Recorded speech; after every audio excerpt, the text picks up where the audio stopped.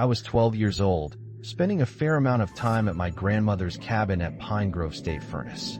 Pine Grove has always been haunted, mostly due to Fuller Lake, a water-filled, old, open-pit iron mine.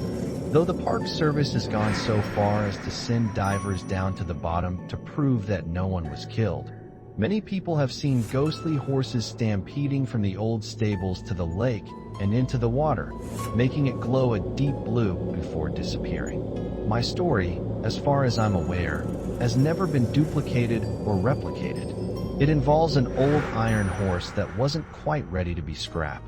I was walking back along the old rail that runs from Laurel Lake, a man-made lake, slightly larger than Fuller, at dusk in June. I did not fear being alone in the woods after dark.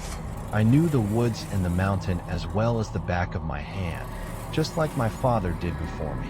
It had just turned fully dark when I noticed something peculiar. It was silent, dead silent.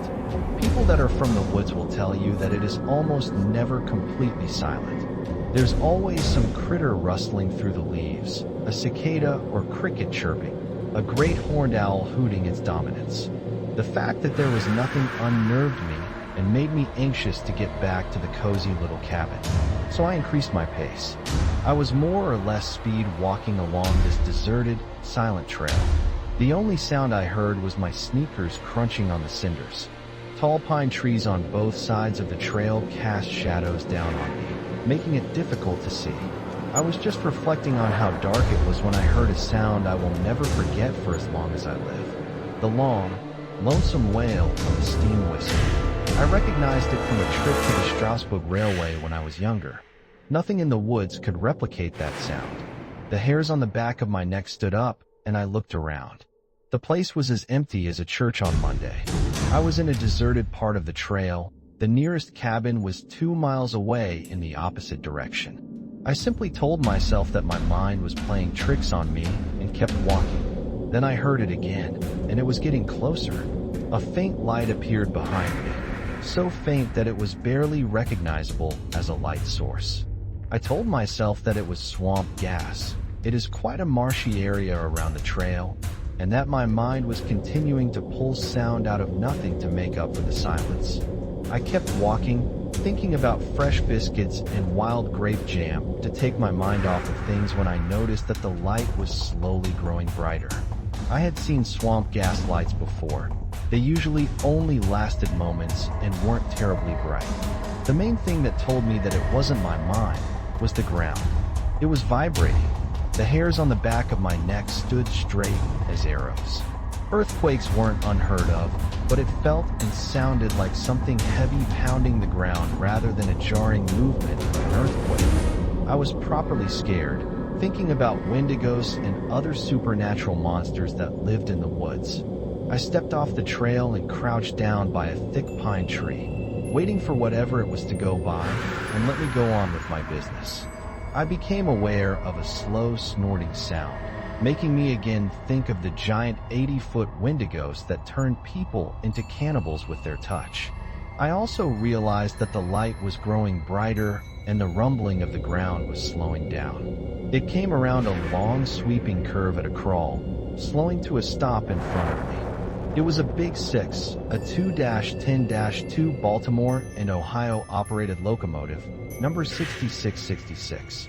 It hissed to a stop, its giant driving wheels resting on the bare cinders.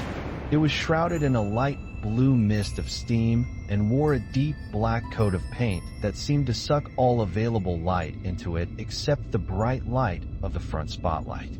The steam mist, when it hit me, turned cold. I bit hard on my knuckles trying to control myself. 2 blue lights were in its cab, as if on cue. One hopped down and crouched in the bushes for a moment. I heard a sound of stressed steel and a clack. An invisible switch had been thrown by the ghost fireman. The blue light then took the opportunity to walk slowly around his 91-foot-long, evil-looking locomotive before casually climbing back up the ladder into the cab. I then saw the firebox open and I heard such a scream. The kind of scream you'd never want to hear again. The sound of someone being roasted alive. Almost as quickly as it had opened, the firebox door shut with a clang and then a long, soulfully sad song of the whistle chime began. Big Six puffed a blue cloud of steam up out of its short black smokestack as it rolled slowly across the invisible switch. It took a sharp, almost 90-degree turn, much too sharp for any real locomotive, and puffed away into the woods. The whole encounter lasted probably no more than 4 or 5 minutes. But believe me, I had seen more than enough. I did the rest of the trail at a dead sprint and didn't stop until I was in the cabin with the thick wooden door locked behind me. My grandparents, parents, and friends have tried unsuccessfully to get this story out of me, but I had never told about it until this day. The story about how I had seen one of the scrap Big Sixes that burned people for fuel.